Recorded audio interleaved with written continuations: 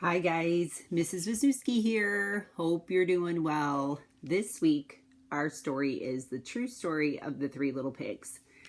And as I'm reading it, I want you to kind of think about whose side are you on? Are you on the big bad wolf side or are you on the three little pigs side? Like last week when we read Duck Rabbit, you were thinking about did you agree with Duck or did you agree with Rabbit? So the true story of the three little pigs, as told by John Sheska, illustrated by Lane Smith.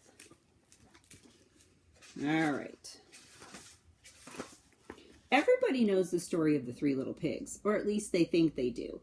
But I'll let you in on a little secret. Nobody knows the real story because nobody's heard my side of the story.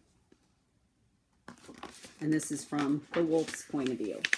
I'm Wolf, Mr. T. Wolf. You can call me Al. I don't know how this whole big bad wolf thing got started, but it's all wrong. Maybe it's because of your diet.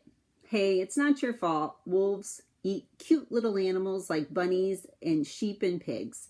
That's just the way they are. If cheeseburgers were cute, folks would probably think you were big and bad too.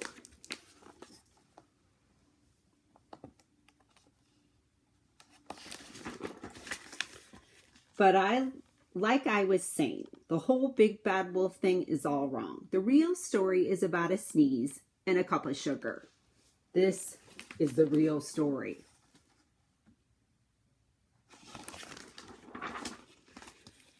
Way back in Once Upon a Time, I was making a birthday cake for my dear old granny. I had a terrible sneezing cold and I ran out of sugar.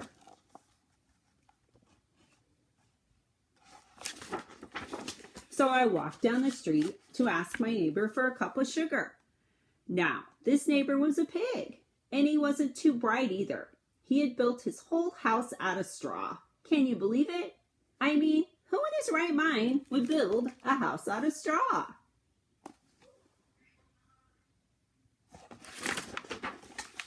So, of course, the minute I knocked on the door, it fell right in. I didn't want to just walk into someone else's house, so I called, little pig, are you in? No answer. I was just about to go home without a cup of sugar for my dear old granny's birthday cake. That's when my nose started to itch. I felt a sneeze coming on. Well, I huffed and I snuffed. Sorry, my jacket's coming off here. There he is, huffing and puffing. And I sneezed a great sneeze. So he didn't huff and puff the house down. He just had to sneeze really bad. And you know what? The whole darn straw house fell down. And right in the middle of the pile of straw was the first little pig, dead as a doornail. He had been home the whole time. It seemed like a shame to leave a perfectly good ham dinner lying there in the straw, so I ate him up. Think it was a big cheeseburger just lying there.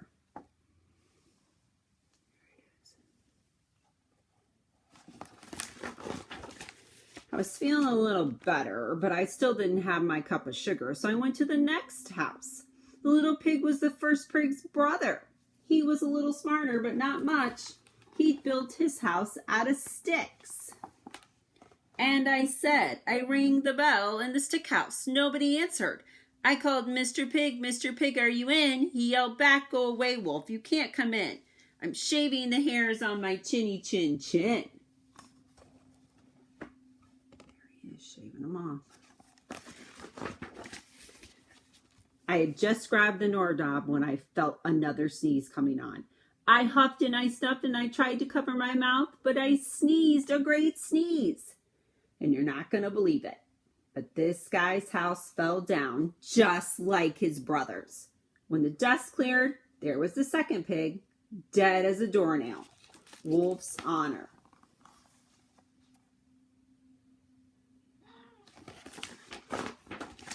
Now, you know food will spoil if you leave it open.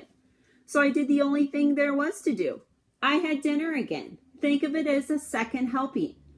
I was getting awfully full, but my cold was feeling a little bit better, and I still didn't have that cup of sugar for my dear old granny's birthday cake. So I went to the next house. This guy was the first and the second pig's big brother. He must have been the brains of the family because he had built his house of brick. I knocked on the brick house, no answer. I called, Mr. Pig, are you in? And do you know what that rude little porker answered? Get out of here, Wolf. Don't bother me again.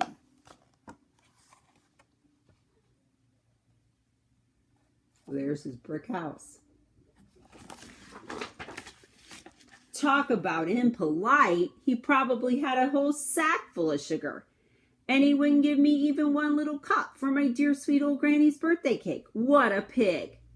It was just about time to go and maybe make a nice birthday card instead of a cake when I felt my cold coming on. I huffed and I snuffed and I sneezed once again. Then the third little pig yelled, and your old granny can sit on a pin. Ugh. That's probably going to make him mad.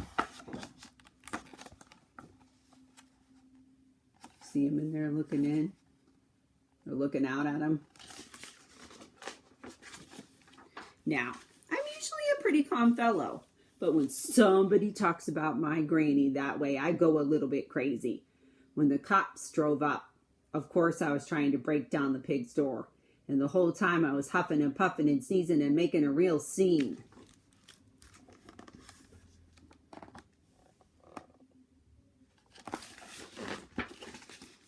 And the rest, they say, is history.